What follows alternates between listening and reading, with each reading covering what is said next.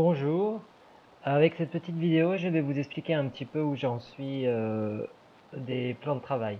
Donc, je suis Sébastien Franck, je suis professeur d'anglais au lycée des Flandres à Hasbrook dans l'académie de Lille.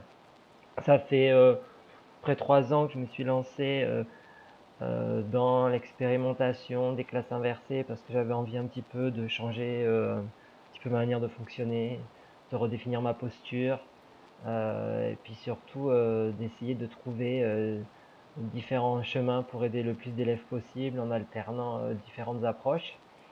Et ça faisait un petit moment que je discutais avec les uns et les autres, et en particulier j'étais assez attiré par les plans de travail de la Team Fizz sur Twitter, et du coup j'ai essayé d'adapter un petit peu le plan de travail. J'avais fait un plan de travail de groupe, puisque je travaille en classe, donc en îlot ludifié. Mais je me suis posé la question d'un vrai plan de travail personnalisé, et donc je vous explique un petit peu ce que j'ai un petit peu imaginé. Donc en fait, je distribue ce plan de travail à mes élèves.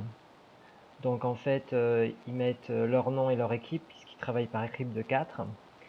On définit donc le work plan avec donc une date de début et de fin, ce qui est très important parce que je pense que les élèves ont besoin d'avoir une deadline afin de faire ce qu'il y a à faire en temps et en heure, sinon ils attendent.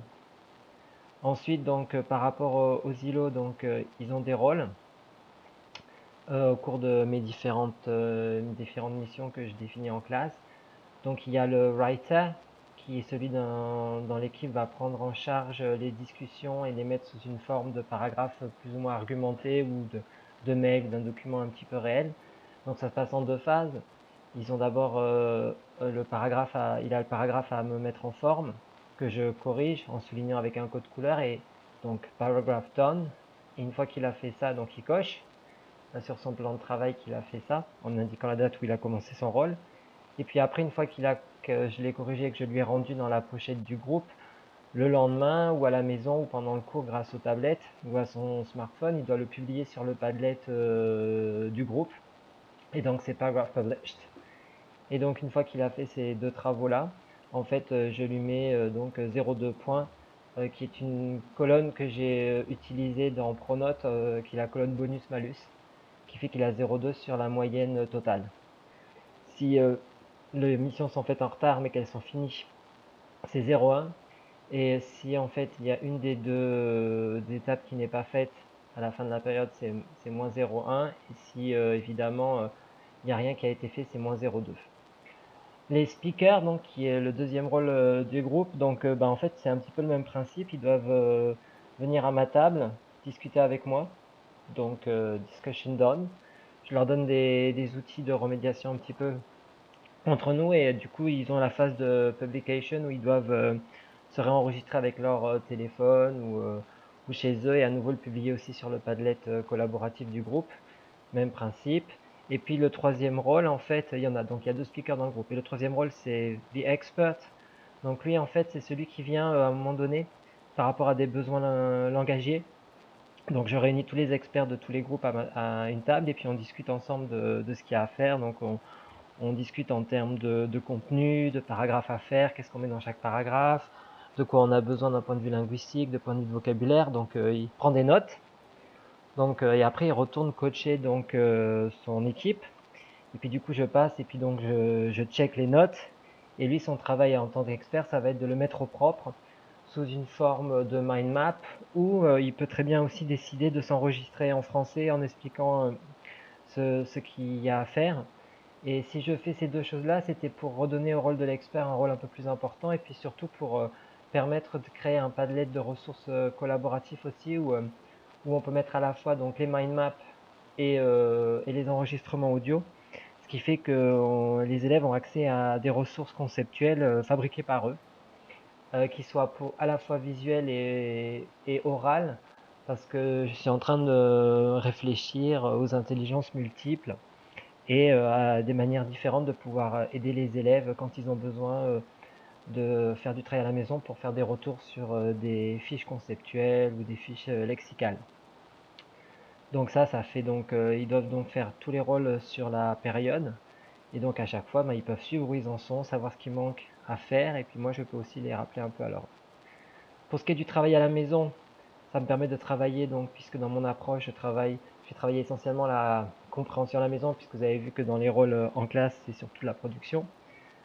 Donc, ce qu'ils ont à faire à chaque fois pendant la période, c'est par rapport à un enregistrement audio, une vidéo ou un texte.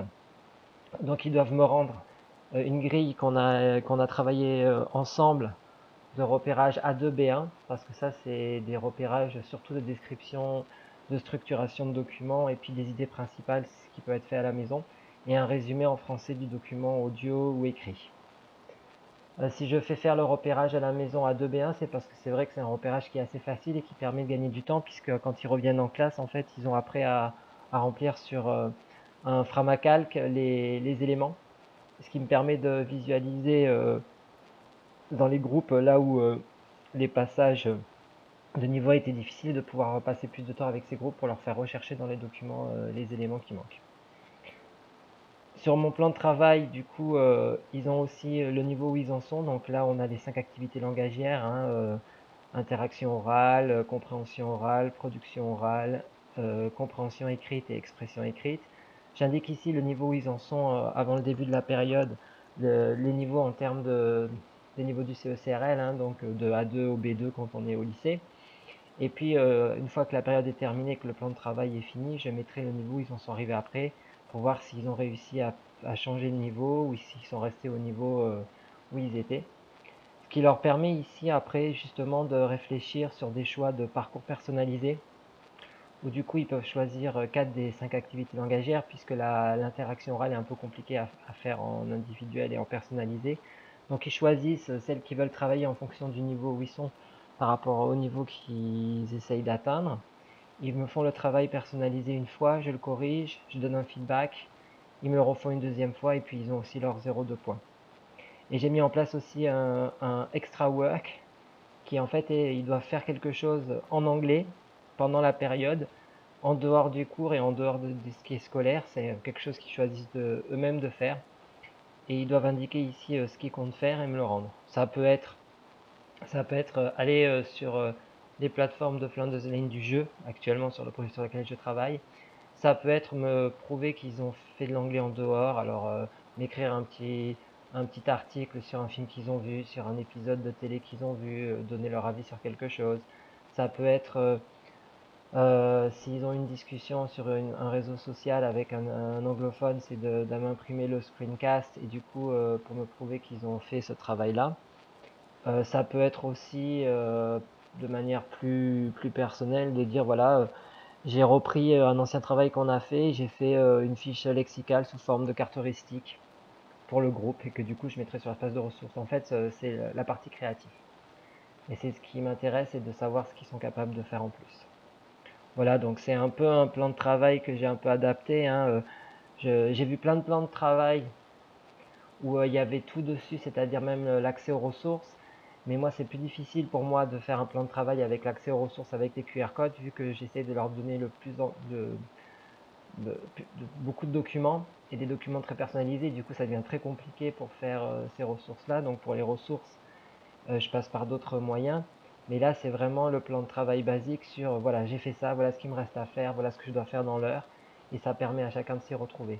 Ça fait une semaine que je teste ça. C'est un peu difficile au démarrage parce qu'il faut quand même bien leur expliquer. Il faut vraiment, on perd un peu de temps pour que les choses se mettent en place. Mais on voit que, enfin, en tout cas, ce que j'ai pu voir toute cette semaine, c'est ils savent plus où ils vont, c'est plus cadré, en tout cas, ils sont plus dans la motivation pour faire les choses. Alors évidemment, le côté point m'embête un petit peu parce que j'aime pas trop ce principe du bâton et de la carotte un petit peu. Je trouve que c'est pas très pédagogique, mais pour le public que j'ai, ça peut être un moyen en tout cas de commencer comme ça et j'espère l'année prochaine le commencer dès le début de l'année pour petit à petit en fait arriver à la grille sans qu'il y ait besoin de notes à côté. C'est-à-dire que ça devienne vraiment un réflexe et une habitude. Voilà, donc si vous avez des questions, n'hésitez pas à mettre des commentaires sous la vidéo ou même aller sur mon site que je vais mettre dans le commentaire ou sur Twitter. C'est @sebfranc 3459, Captain Flibustier.